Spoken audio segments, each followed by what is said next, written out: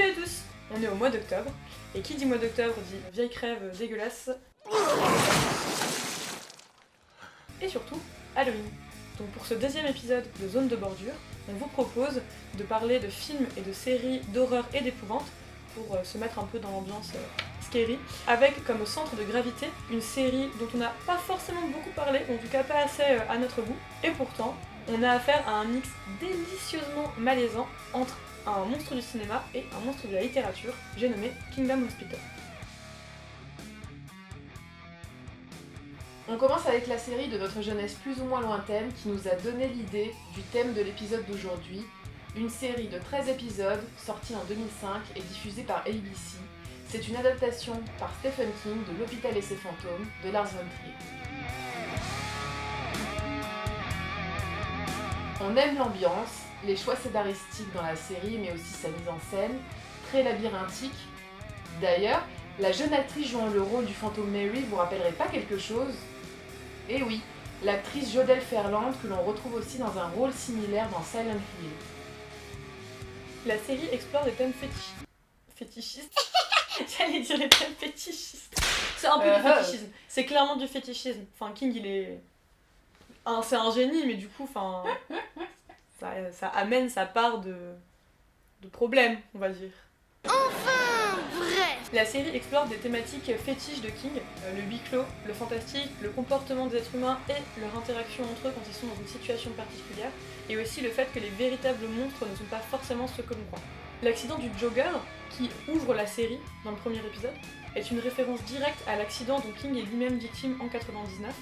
Alors qu'il est sorti courir, il se fait renverser par un chauffard et il est laissé pour mort sur le bas-côté.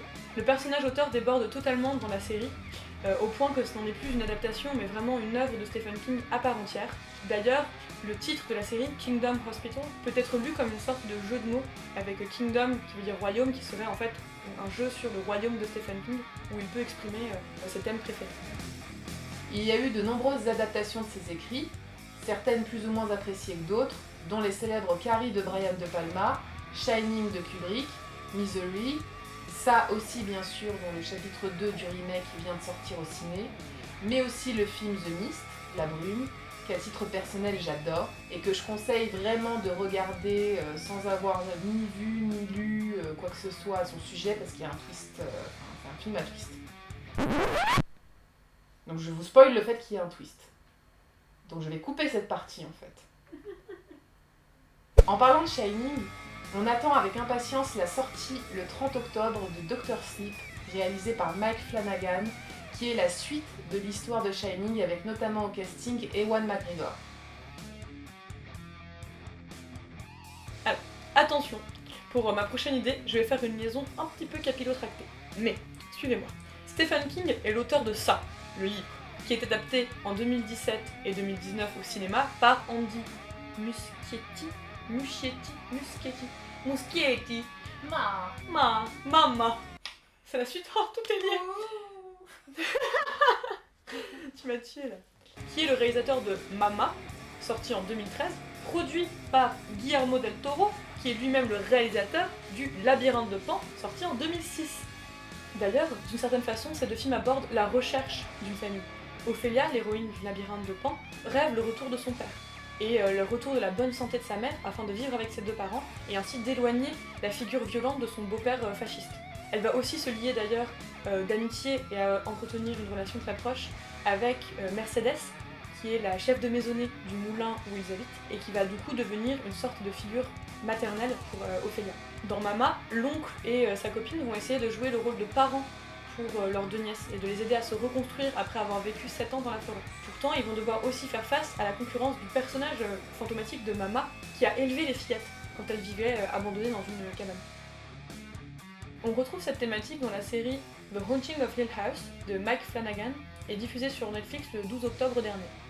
On y trouve une utilisation de la peur et de l'horreur bien plus subtile que dans la majorité des séries d'épouvante que j'ai vues récemment. Et ce, grâce à une poignée de jumpscares bien placés. Cette part de flip tend plus à souligner le ressenti et les émotions des personnages qu'à faire bondir le spectateur dans son siège. D'ailleurs, certains épisodes n'ont presque pas d'apparition de fantômes, mais vont plutôt apporter un approfondissement sur le ressenti et le traumatisme qu'ont connu les personnages. Voire vers la fin, leur permettre même de dépasser ces traumatismes. Le drame familial se trouve ici exacerbé par l'usage de l'épouvante. Les archétypes du genre sont comme autant d'outils pour tisser un discours autour d'une thématique, la famille. On peut citer American Horror Story, Penny Dreadful ou encore The Strain. Il y a même peut-être de l'espoir pour le genre dans le paysage audiovisuel français, avec la série Marianne, l'histoire d'une autrice spécialisée dans les romans d'horreur qui va découvrir que ces personnages fictifs sont en train de prendre vie. Concernant American Horror Story, je trouve que pour le coup, on n'a pas du tout cette part de drame familial. La série m'a fait peur, surtout la saison avec la maison hantée, mais elle m'a laissé totalement sur ma faim quant à la question des relations entre les personnages, de l'évolution de leur psyché, de leur univers intérieur. Je la trouve même particulièrement essentialiste, c'est-à-dire qu'on y est défini par nos parents et par notre génétique, et non pas par nos actes.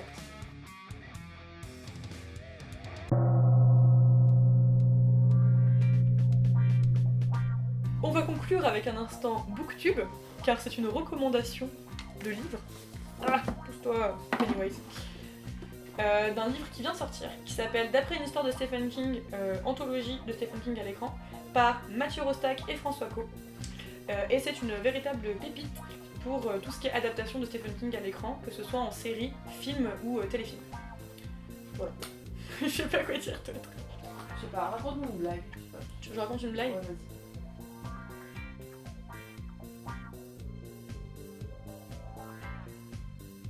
C'est une mouette qui est sur une plage, et il y a une autre mouette qui arrive et elle mange un sandwich. Non, c'est pas vrai. Il y a une mouette sur une plage avec un sandwich, il y a une autre mouette qui arrive et elle lui dit « Tu viens, on partage, on fait mouette-mouette !»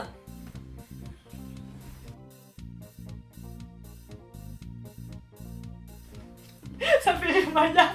Ça fait rire Maya. C'est la première personne qui rit à cette blague, j'adore cette blague. Ça, et c'est un poisson qui nage, et il y a un autre poisson qui lui rentre dedans, et il lui fait « Ah pardon, j'avais de l'eau dans les yeux !» Et l'autre poisson il lui fait « Enfin Roger, faut vraiment que t'arrêtes !»